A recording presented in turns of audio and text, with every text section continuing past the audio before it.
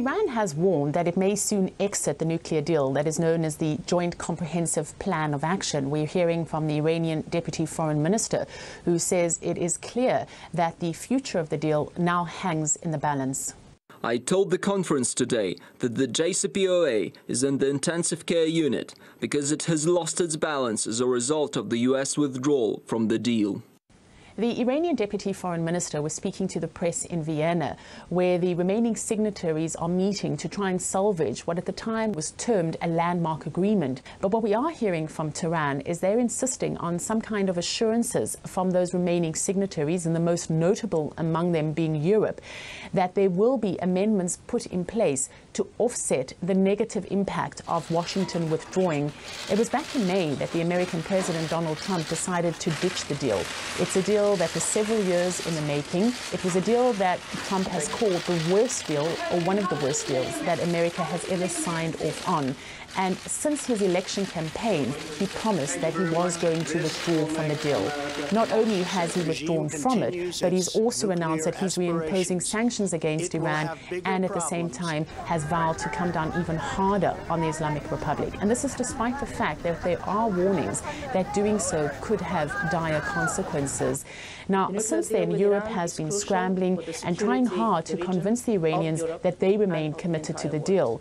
But what we're certainly hearing from Tehran is skepticism as to whether or not Europe can offer something of real interest. And what this essentially means is that the prospect of Iran withdrawing from the nuclear agreement is becoming ever and ever more imminent. Last hour, I got reaction from political communication professor Fawaz Izadi at Tehran University, who says there could be very serious repercussions if the deal is completely abandoned.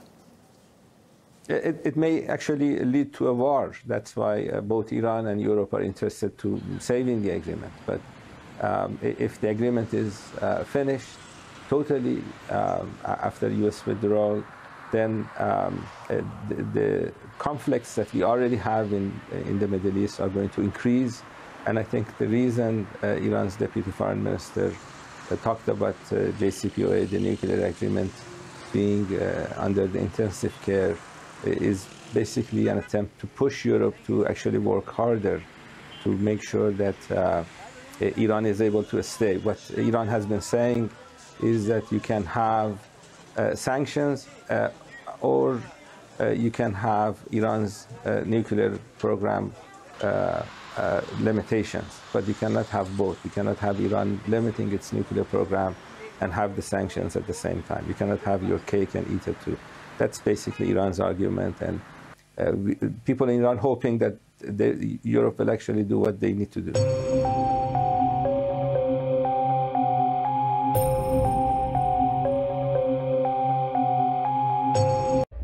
Consumer internet businesses are about exploiting psychology.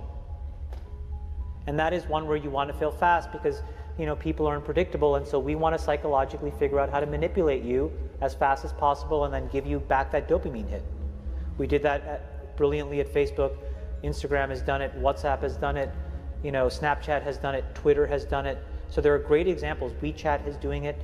There are great examples of failing fast is the right path to exploiting psychology of mass populations of people. I feel tremendous guilt. I think we all knew in the back of our minds, even though we feigned this whole line of like there probably aren't any really bad unintended consequences. I think in the back, deep recesses of our minds, we kind of knew something bad could happen. But I think the way we defined it was not like this. Tonight here, a warning about Facebook and what some believe it's doing to kids. The warning comes from two of the company's earliest executives. Carter Evans is following this. We kind of knew something bad could happen. Chamath Palihapitiya, a former Facebook executive once in charge of user growth, now says he has tremendous guilt about the social network he helped build. We have created tools that are ripping apart the social fabric of how society works. And it's influencing the next generation. Studies show 92% of teens go online daily, and 1 in 5 young people regularly wake up in the night to send or check messages on social media. People need to hard break from some of these tools and the things that you rely on. The short-term dopamine-driven feedback loops that we have created are destroying how society works.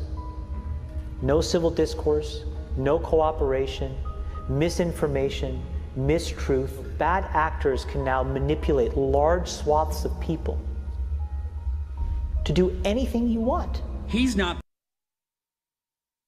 And this is what Google did to the California GOP, as Vice pointed out. They said less than a week before the California primary, Google listed Nazism as the ideology of the California Republican Party. I'm sure that was just a coincidence, don't you think? We're going to talk about how their excuse comes up as to how that happened. But when you look at that, you Google the California Republican Party, just like, you know, you Google InfoWars, oh, this is a fake news conspiracy website or something like that. They like to do those types of labels. That's what they're doing with YouTube. Back in mid-March, that's what the lady who is head of the CEO of YouTube said at South by Southwest here in Austin. She said, oh, yeah, we're going to start putting up information that will tag individual groups and institutions, individuals and institutions and so forth, and we'll say, oh, this is what they're really about. And where are they going to get that information from? Oh, they're going to get it from people like Wikipedia, Southern Poverty Law Center, Snopes. Oh, they don't have a political agenda at all, do they? You think Wikipedia doesn't have a political agenda? We'll talk about that because they're at the center of all this. And the knowledge panel that comes up when you Google this provides easy access and a summary, you know, to the next to the results. And so they label the Republican Party of California first and foremost as Nazis. That's the. All right, so I just wanted to play a little bit out in the beginning here. I wanted to show you a number of things that sort of show you what is going on in our society. You have here Google removes "Don't be evil" clause. So they've gotten away from their "Don't be evil" clause, and they're going to say instead, "Do the right thing." This is what they changed it to. Do the right thing. Okay, so if you think about that, why did they do that? Obviously, don't be evil. Are they in a sense admitting that they're being evil with what they've been doing of recent? Labeling people incorrectly? Isn't this what we saw with 1984? Changing the meanings of words so that you can control society. You can control how they think. You can control what they're able to see. And we see here that they're saying to do the right thing. Now, what is do the right thing? Do the right thing in their own eyes. Do an agenda. This is an agenda-driven statement. They're saying that they're going to push their agenda. And here, they're actually saying instead, don't push their agenda. And this is why people have been calling out as being hypocritical, is because they have been evil. They've been pushing their agenda onto people. And now they want to get away with that and be able to just say, do the right thing. Just slightly change what it is, right? And of course, they've been unsubscribing people. And here on YouTube, we're going to get that in a minute here, but I wanted to first cover what is going on with their society. How insane has it become? And you're going to see some very strange evidence here. Let me show you this video clip of just imagine back 10 years ago, people were not this crazy acting. Is social media really driving this insanity? Just watch this and let me know what you guys think in the comment section below. Tolerant liberals. Liberals demand tolerance from everyone else around them, virtually everyone else that they deem to be a marginalized group. So how can liberals be some of the most intolerant people in action? Death threats, physical assaults, actual sexism, actual discrimination. These are examples of tolerant liberals. How can liberals demand tolerance when they don't actually practice what they preach? Liberals believe that President Trump colluded with the Russians to steal the 2016 presidential election. When asked what the evidence is, most liberals say it's still under investigation. In our court of law, investigations are supposed to be based on some sort of evidence. How can they believe he's guilty when no evidence has come out? Drumpf, not Trump, Drumpf is the literal embodiment of Hitler. And we should right, and you see there how they call anything outside of their paradigm. And we're not even talking about Trump. You don't even have to like him. It really has nothing to do with him. He's become the boogeyman for the left. So he's akin to what we just see here on the screen, right? The magic word. He is akin to that, and anything that's outside of their ideology is that. And you don't even have to agree with Trump. You can be completely thinking completely different than him on many issues, and it wouldn't matter because he's the boogeyman, and you're not towing the line. You're not agreeing with their ideology, so you're one of them. You're one of the bad guys, and that gives them an excuse to do bad things. They can attack you, they can hit you, they can lie about you, they can do whatever they want. And this is what we're seeing happening in society, and this is what we're seeing here on YouTube. We're seeing now that they're actually, I've just seen a number of videos from different creators saying that they're having a hard time getting their videos to their subscribers because of this new feature where you get they've changed the subscribe feature to where it can be occasionally notified with the bell, never notified with the bell, always notified with the bell. Of course, at first, the subscribe feature meant you were literally subscribed to the channel. You'd literally get stuff in your feed. Now, what's going on is they've been messing with the subscription page. So they're not going to show you everything in your, like, let's say you're subscribed to 20 people here on YouTube or 20 whatever YouTube channels. You're not going to get all those videos anymore because even in the subscribe feed, they've decided whether or not they want to show you a video. And it's completely arbitrary to what they think is good. You know, they're doing the right thing, of course. They're not being evil anymore. Or they're actually being evil, they're just doing the right thing. And evil in other people's sight, right? So they're agenda driven. So you can't actually get what you subscribe to. Even if you put on bell notification, they've also made it where it can be occasional or all the time. And even if you get hit all the time, I don't think you necessarily get them all the time unless you're very active on the channel. And this is what these guys have been saying. I saw this guy saying it, Pockets for the Future. I saw Vigilant Christian. They both came out with a video almost the exact same time. And actually, some other channels as well have been talking about this, that a lot of people are not getting their videos anymore. They're getting unsubscribed from channels. Essentially, if you're not on a channel watching it avidly, they're going to unsubscribe you. Now, I'm guessing if you're a channel they don't like, you're going to get unsubscribed from much quicker than channels they do like. Maybe you'll never get unsubscribed from a channel they like. You see what I'm getting at? So it's a push. It's an ideological push, and this is a mind control. I was showing you how these people are attacking other people. They're acting freaking crazy. We have all this weird stuff going on in society. I can't literally say all the words, but I'm pretty sure you can think of a few things. We got a few things going on here. A man's no longer a man, you know, that kind of stuff. This is total manipulation of the mind from social media. Did any of this stuff happen thousands of years ago? Did any of this stuff happen hundreds of years ago? No. Why is it happening right now? What has changed? What has changed is social media has entered into the mix. There's, of course, a lot of other things you can point at as well. We have GMOs. We have food that's been modified. We have things being rained down upon us. We have a lot of weird stuff going on these days, which were not happening maybe 200 years ago. Could this be some sort of control mechanism that we see being put upon us? And I think it's obviously the case. I saw this too. I thought this was kind of interesting. Pink Floyd resist the attempted silencing of this particular person. I think it's very interesting that it was Pink Floyd that said this, because he was all about rebelling against the system.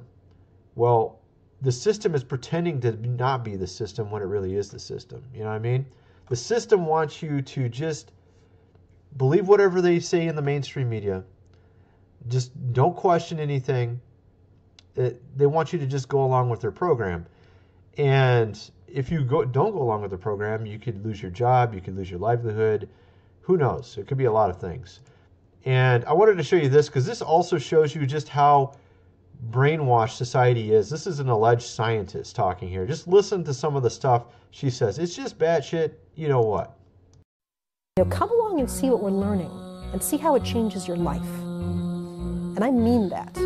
Your life will be changed when you learn the things that we know for the better.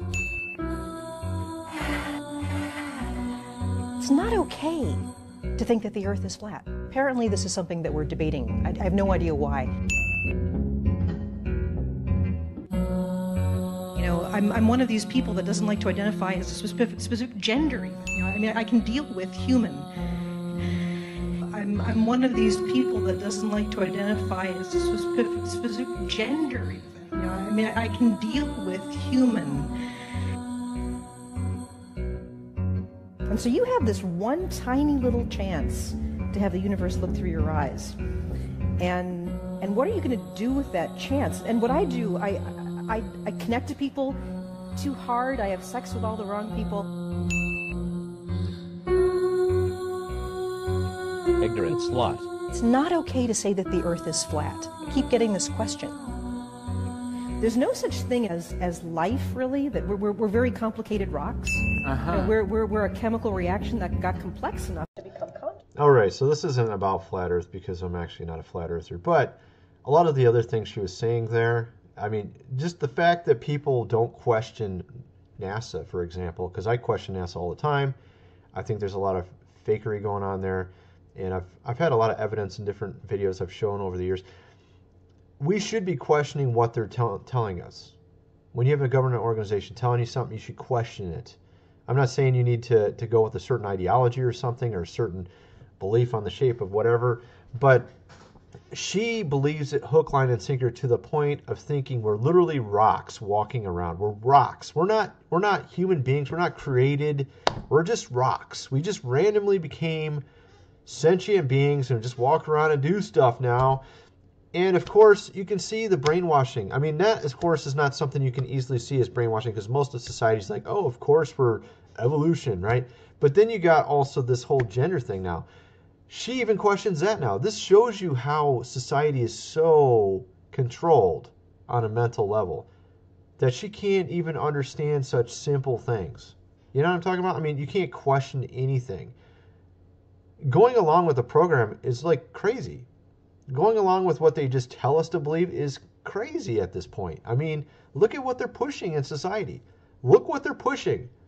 It is not something that was around for hundreds of years ago. Even 100 years ago, this stuff wasn't around. Most of the stuff they're pushing in society today is recent. And of course, they claim it's just obvious facts.